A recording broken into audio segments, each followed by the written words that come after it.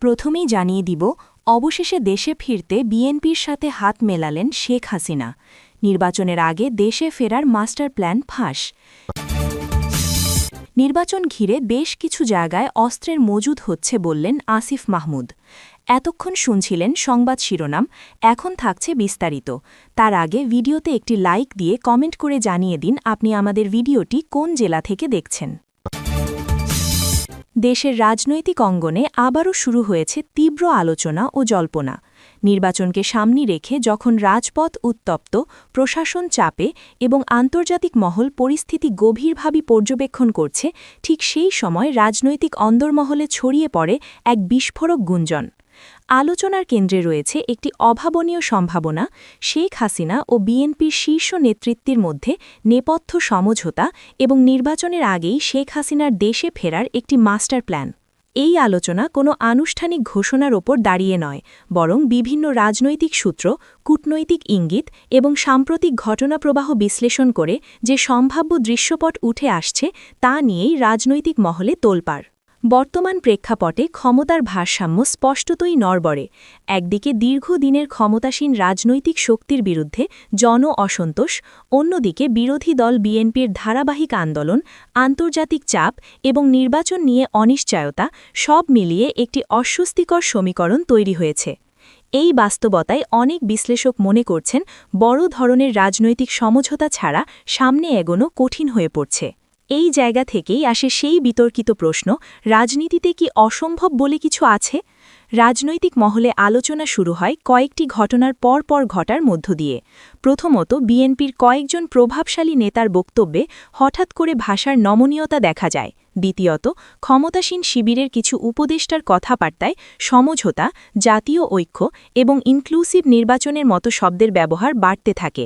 তৃতীয়ত, কূটনৈতিক সূত্রে শোনা যায় কয়েকটি প্রভাবশালী দেশ বাংলাদেশের রাজনৈতিক সংকট দ্রুত সমাধানের জন্য বড় দলগুলোর মধ্যে সমঝোতার ওপর জোর দিচ্ছে।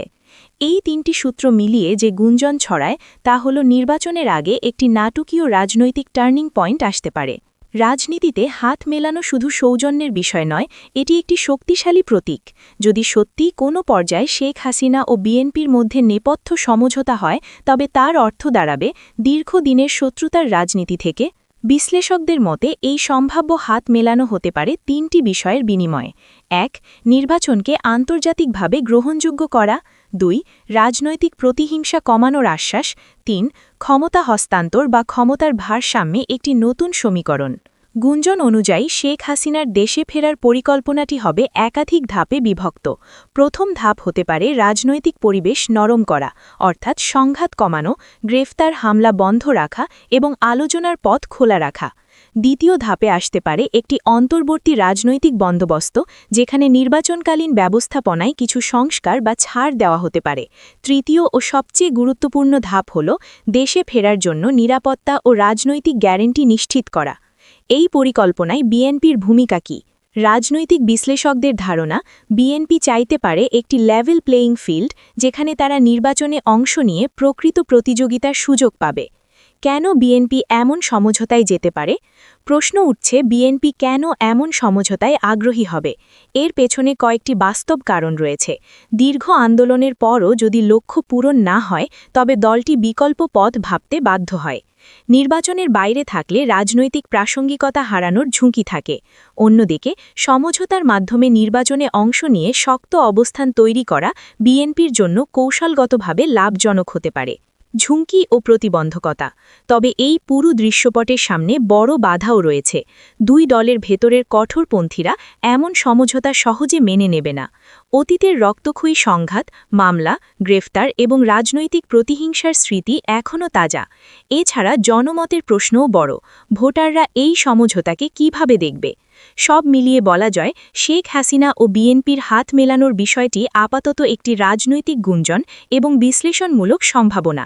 তবে বাংলাদেশের রাজনীতির ইতিহাস বলে, এখানে শেষ মুহূর্তে বড় চমক নতুন কিছু নয়। নির্বাচন যত ঘনিয়ে আসবে ততই এই ধরনের আলোচনা জোরালো হবে। এই গুঞ্জন বাস্তবে রূপ নেবে নাকি এটি কেবল চাপ সৃষ্টি ও দর কষাকষির কৌশল, তা নির্ভর করবে আগামী দিনের রাজনৈতিক সিদ্ধান্ত, আন্তর্জাতিক ভূমিকা এবং সবচেয়ে বড় কথা জনগণের প্রতিক্রিয়ার ওপর। রাজনীতির দাবার বোর্ডে এখনও অনেক চাল বাকি। ত্রয়োদশ জাতীয় সংসদ নির্বাচনকে সামনে রেখে দেশের রাজনৈতিক পরিস্থিতি ক্রমেই উত্তপ্ত হয়ে উঠেছে।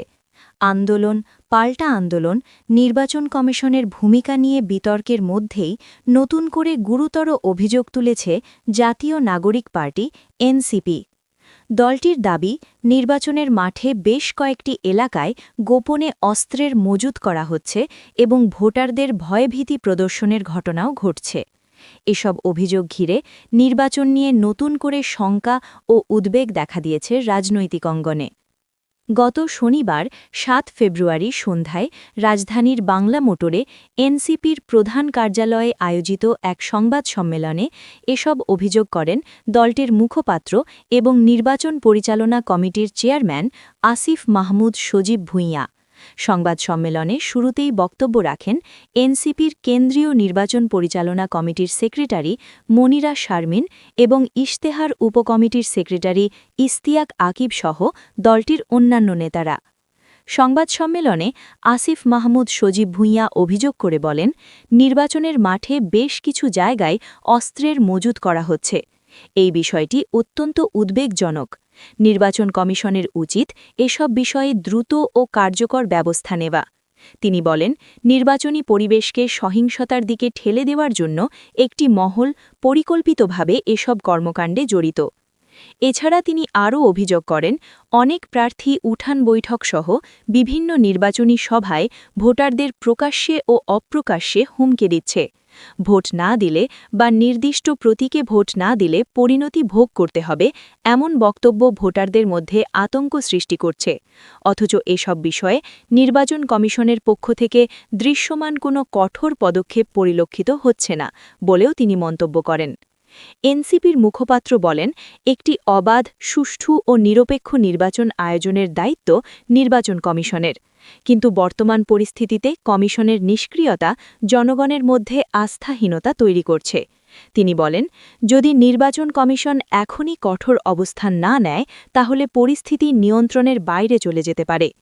এনসিপির পক্ষ থেকে নির্বাচন কমিশনকে অবিলম্বে অভিযোগগুলো তদন্ত করে দায়ীদের বিরুদ্ধে আইনানুগ ব্যবস্থা নেওয়ার আহ্বান জানানো হয়। সংবাদ সম্মেলনে আসিফ মাহমুদ সজীব ভুঁইয়া বিএনপির রাজনৈতিক অবস্থান নিয়েও তীব্র সমালোচনা করেন। তিনি আশঙ্কা প্রকাশ করে বলেন, গণভোটে হ্যাঁ জয়লাভ করলেও বিএনপি ক্ষমতায় গেলে জুলাই সনদ বাস্তবায়ন করবে না। তার ভাষায়, বিএনপি জুলাই সনদে স্বাক্ষর করেও জনগণের সঙ্গে প্রতারণা করছে। এই প্রতারণার প্রতিফলন তাদের নির্বাচনী ইশতেহারেই স্পষ্টভাবে ফুটে উঠেছে। তিনি দাবি করেন, বিএনপির ইশতেহারে জুলাই সনদের মৌলিক প্রতিশ্রুতিগুলোর কোনো স্পষ্ট প্রতিফলন নেই, বরং সেখানে পুরনো ক্ষমতাকেন্দ্রিক রাজনীতিরই পুনরাবৃত্তি দেখা যাচ্ছে। এনসিপির মুখপাত্র আরও অভিযোগ করেন, বিএনপি ক্ষমতায় এলে বিগত ফ্যাসিবাদের বিচার হবে না।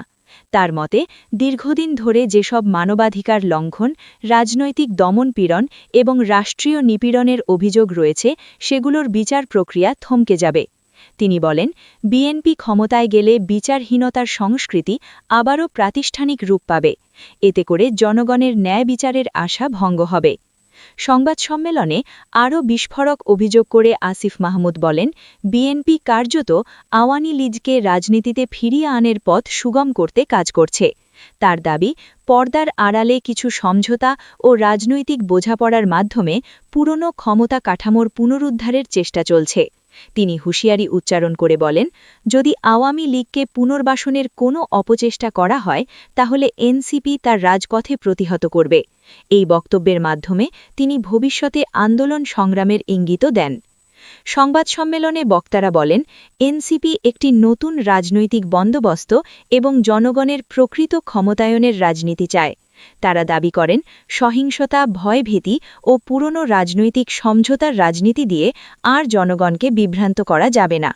দলটির নেতারা জানান তারা দেশের প্রতিটি নির্বাচনী এলাকার পরিস্থিতি পর্যবেক্ষণ করছেন এবং প্রয়োজন হলে নির্বাচন কমিশন সহ সংশ্লিষ্ট সব মহলের কাছে প্রমাণসহ অভিযোগ তুলে ধরবে।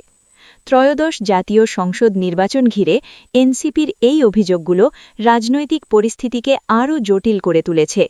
অস্ত্রের মজুদ, ভোটার হুমকি, নির্বাচন কমিশনের ভূমিকা এবং বড় দলগুলোর রাজনৈতিক উদ্দেশ্য নিয়ে প্রশ্ন সব মিলিয়ে নির্বাচন আদৌ কতটা শান্তিপূর্ণ ও গ্রহণযোগ্য হবে তা নিয়ে নতুন করে উদ্বেগ দেখা দিয়েছে রাজনৈতিক অঙ্গনে।